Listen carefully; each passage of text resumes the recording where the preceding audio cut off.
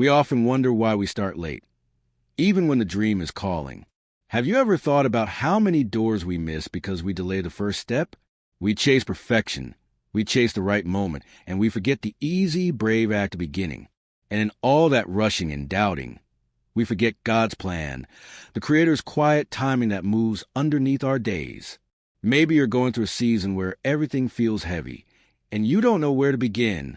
Or maybe life looks comfortable, but deep down, you know you're playing small, stalling, and waiting for a perfect signal. Then this story is for you. This story won't just make you think. It may also change you. So listen carefully until the end. In a small town cradled by pine forests at the foot of a patient mountain, the mornings smelled like resin and rain. There lived a humble scientist named Anaya, who wore the same dark sweater each winter and the same hopeful smile each spring. She had one special quality. She could hold a vision in her mind, steady as a flame in a copper lantern. Her life was simple and stubborn. She brewed tea on a creaking stove. She walked the dusty path to her shed, which doubled as a laboratory and a storeroom for walnuts. Money was tight and time was tighter. People in the town called her doctor, but also called her daydreamer. She had a younger cousin named Mira, quick-footed and curious, who brought warm bread from the bakery and 1,000 questions from school. On the shelf above Anaya's desk sat an old brass pocket watch. It had belonged to her father, and it ticked with a smile even when the winter wind grew loud. The watch didn't keep perfect time, but somehow it kept true time. Anaya was working on a device she called the echo chamber. It looked like a copper bowl with a ring of coils, a lattice of wires, and a small glass orb. She believed it could catch quantum echoes, faint hints from other possible paths, parallel worlds where a person made a different choice. Some villagers rolled their eyes. Others leaned in and whispered. Anaya just adjusted the coils and kept working. One crisp morning, the university truck finally arrived with the last box of parts. Good news, right? At last, Anaya said, smiling at Mira, "Today we begin." The town gathered near the shed. The baker brought sweet buns. The goat from the next yard chewed a rope and watched like a judge. Anaya tightened the final screw. The echo chamber hummed. The glass orb glowed like a sunrise in a spoon. But believe it or not, in that very moment, a fuse blew. The hum turned into a shriek. The lights in half the town went black. Tea cooled in cups. The grocer shouted, "What nonsense is this?" Someone said, "She's playing with fire." The news spread quickly, carried by voices faster than wind. Anaya stood calm, the way a lake stands after a thrown stone. "I'm sorry," she said. "I'll fix the line." Mira tugged her sleeve. "Did we do something wrong?" Anaya squeezed her hand. "We learned something true about where the power surges. That's all." She opened the device. On the inner ring, a thin burn had drawn a pattern like a river delta. Most people saw damage. Anaya saw data. It told her exactly where the coil needed a gap. Could seem bad, but inside the ash was a map. The town council met. "No more experiments," said the grocer, tapping the table. "At least not in town." People nodded. The council withdrew permission to use the community hall for overflow work. It felt like a door slammed. "I'm sorry," Mira whispered. "They don't understand." Anaya nodded slowly. "Then guess what happened?" she said, with a small smile. "We moved closer to the mountain." They carried the device to a stone shed near the forest edge, where the air was cool and the walls were thick. Bad seemed bad at first, but the new place was perfect. The stone kept temperature steady. The pine needles muffled noise. There, the echo chamber sang instead of shouted. The first test ran smooth as a prayer. On the third night, something surprising occurred. The orb flickered, then steadied, and a voice like a familiar echo slipped into the room. It was Anaya's voice, but older, wiser, tired and bright at once. It said, "Begin with what you fear least. Wash the cup. Write the first line. Turn the first screw. The rest follows." Myra's eyes widened. "Is that you?" Anaya's brow furrowed. "Or someone like me." The idea was thrilling. The idea was frightening. "Is this madness?" A neighbor asked, peeking in. Or a trick. The whisper went around. The news spread quickly. Again, some said it was a ghost. Some said it was a fool's mirror, under the weight of their words. Anaya felt her own old habit rise. The urge to pause, to plan until dawn instead of starting at dusk. But a few days later, after the noise faded, Anaya did something plain.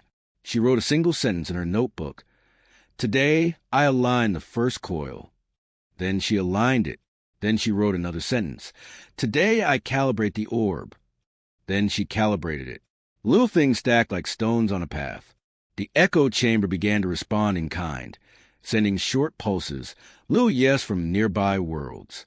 Good grew quietly where doubt had been loud. Once again, fortune turned. Anaya received a letter. The grant was suspended. Insufficient measurable results, it said in a cold gray font. Why now? Mira asked. We're so close. Anaya read the letter, then set it under the pocket watch. But believe it or not, she said softly, we just lost our leash. Without the grant's rules, Anaya turned to the town's menders and tinkerers. The bicycle repairman wound a better coil. The radio mechanic soldered a cleaner joint. The school's physics teacher, shy but precise, ran numbers while Mira drew diagrams. It felt like a festival of small skills. Then guess what happened? During a night calibration, a stronger pulse hit. The orb flared. For a heartbeat, the shed became a corridor. Anaya stepped just once and found herself in a room almost like hers, but with different dust. Another Anaya sat at that desk, older and tired, surrounded by half-finished machines. She looked up, startled. You came late, she whispered. I always promise I begin tomorrow. The corridor rippled. Anaya stumbled back into her own shed, breathless. The first thought in her mind was not triumph. It was grief. She had seen a path paved with postponements. Bad rushed in like cold wind. Was that what she was escaping? Was that what she had been building? Step by silent step, every time she said, not today. But a few days later, a gentler passage opened. Anaya found herself on a mountain path at dawn, watching a different Anaya laugh with Mira, a finished echo chamber humming behind them. Their eyes were clear. Their hands were scarred in the honest way of work done daily. We did it, that Anaya said, as if talking to the morning itself. Hope returned. Good rose again, simple and warm. The town's judgment and the turning. The town's opinion swayed like a wind chime. She's cracked the door between worlds, someone said with awe. Or she's lost her mind, said another. No one should listen to voices from nowhere. The baker shook his head. I just want my lights to stay on. The council posted a notice. Final public test must be conducted safely. Any failure ends a project. Some clapped at the idea. Others worried. The news spread quickly, sharper this time. Mira looked at Anaya. Will we be ready? Anaya picked up the pocket watch and listened to its friendly tick. We'll be present, she said. That's ready enough. The day came. The sky was a clean bowl of blue. The forest held its breath. People gathered at the clearing near the mountain stream. The echo chamber sat on a wooden table, like a fruit from the future. Speak if you must, the council leader said. Anaya spoke softly. Today we listen, not to noise, not to fear, but to choices that might be. She turned the knob. The orb glowed. Something surprising occurred. The air felt thick with possibility, the way air feels before rain. In the glow, people saw faint scenes, only for a breath of themselves. The grocer stocking shelves late, instead of driving to see his sister. The baker cleaning the oven today, instead of tomorrow. The schoolteacher sending a letter she had written 3 times and never mailed. The images were gentle, not harsh. They were invitations. Then the light stuttered. A tiny coil buzzed wrong. Anaya saw a number on the gauge.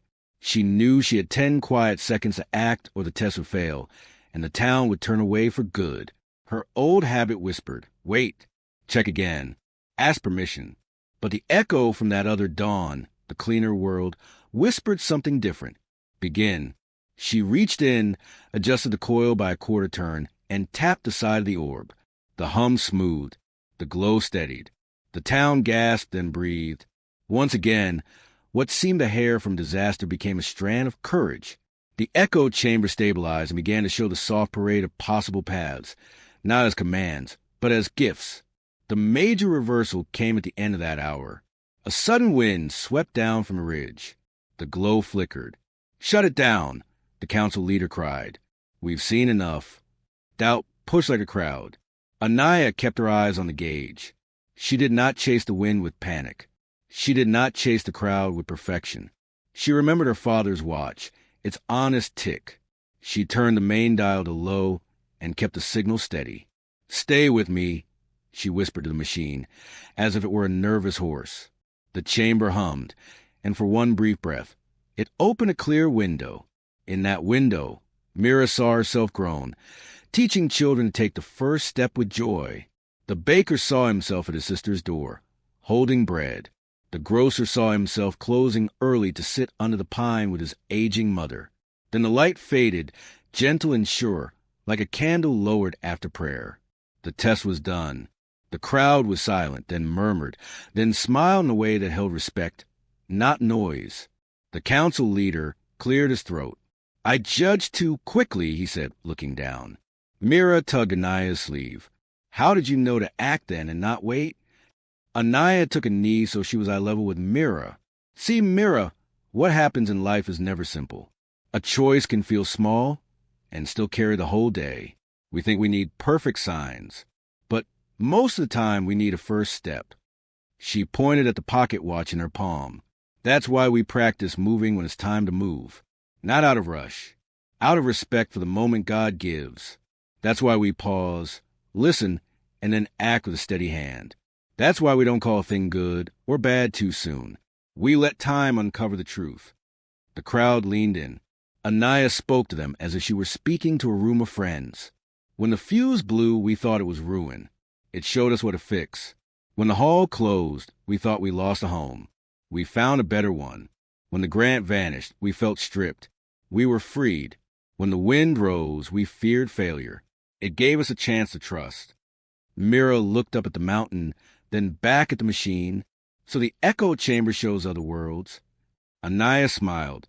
"It shows other choices, other late steps, other early ones.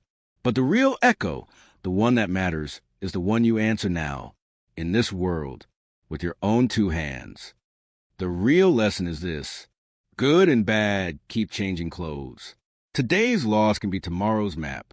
Today's ease can be tomorrow's trap. We don't know at first glance.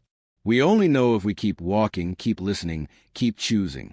The real lesson is procrastination isn't laziness alone. It can be fear wearing a neat suit. It can be pride waiting for perfect applause. It can be forgetting that God's plan moves beneath our plans, with rhythm that doesn't depend on our hesitation. When we delay the small, faithful step, we miss the doorway that was opening right now. The real lesson is, whether it's good or bad, only time can tell. The lightning might look like anger, but water grows green after rain. The closed door might look like rejection, but it can be redirection. The echo from a fear-filled future can scare you. The echo from a brave choice can steady you.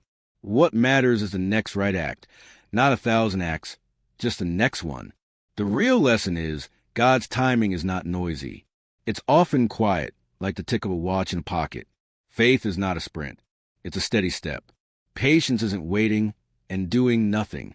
Patience is waiting and doing the little we can do now. Screw by screw, line by line, call by call, and grace meets us there. Maybe something is happening in your life right now that feels like a blown fuse. Maybe a plan failed, a door closed, or a voice around you said, "Not you, not now." But trust that God's plan is not thrown by a single bad hour. What looks like a setback may be a map. What looks like a delay may be protection. Maybe something is happening that feels easy, comfortable, safe. You're telling yourself you'll start tomorrow because nothing hurts today. But trust that God's plan isn't to keep you safe in a small room. It's to move you into your true work, one honest step at a time. You don't need the whole blueprint. You need the first nail. Remember this. Wash the cup. Send the message. Open the book. Put on the shoes. Place the call. Do the smallest faithful thing and let momentum join you. Do it before your inner chorus begins debating. Do it before fear puts on its clever mask. Start and let courage be the echo that answers back. Don't fall apart when trouble comes. And don't get carried away when applause arrives. Don't call a thing good or bad too soon. Let time do its work. Let faith hold your hand. Keep your eyes on the gauge of your own heart. Adjust the coil by a quarter turn. Begin where you are. If you like this story, don't forget to leave a like. Tell us in the comments what did you learn and what small step you will take today. We'll see you in the next one. Take care.